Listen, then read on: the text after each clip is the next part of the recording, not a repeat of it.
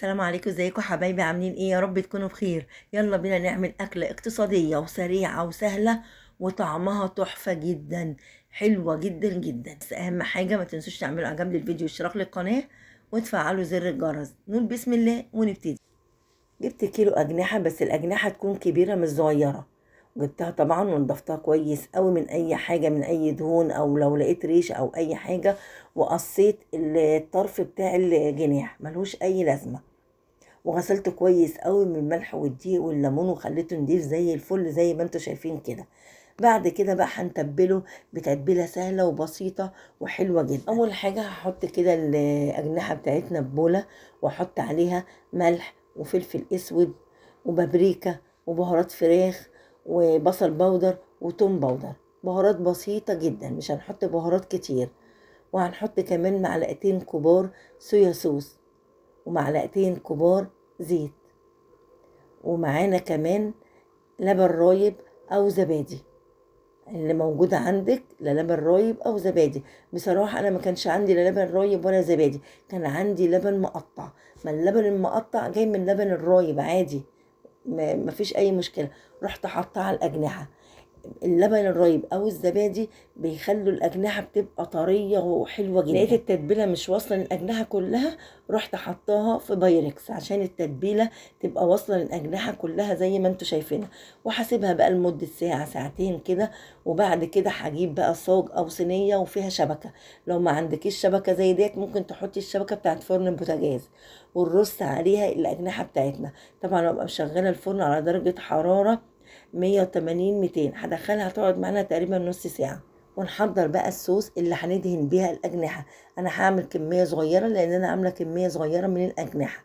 جبت بولة وأحط فيها معلقة كبيرة كاتشب ومعلقة كبيرة زيت ومعلقة كبيرة عسل أبيض، وهقلبهم مع بعض. وقلت بقى اغير بقى، بدل ما اعمل رز بسمتي اصفر او ابيض، اعمل شويه مكرونه. حطيت حله على النار ومليتها ميه وحطيت فيها معلقه ملح صغيره. واول ما غليت نزلت بقى فيها بكيس مكرونه سباكيتي. سبته ثواني وعلى طول بينزل، على طول بيطرى وبينزل. قلبته تقليبه وهسيبه حوالي 8 دقايق واصفيه. بعد ما المكرونه معانا بقى اتسلقت، رحت نفس الحله شطفتها وحطيتها على النار. وحطيت فيها شويه زيت حلوين وبصلايه كده حلوه. قلبتها تقريبا، ما بحمرهاش قوي، يا دوبك بخليها تدبل. ونزلت عليها فلفل الوان. طبعا الفلفل ده اختياري، عايزه تحطي براحتك، مش عايزه براحتك. بس حلو، والقيمه الغذائيه بتاعته عاليه جدا. شوحت الفلفل كده مع البصله. بعد كده نزلت بكيس طماطم اللي احنا مسبكينه، وحطيت عليها ربع كوبايه صغيره من ميه سليق المكرونه.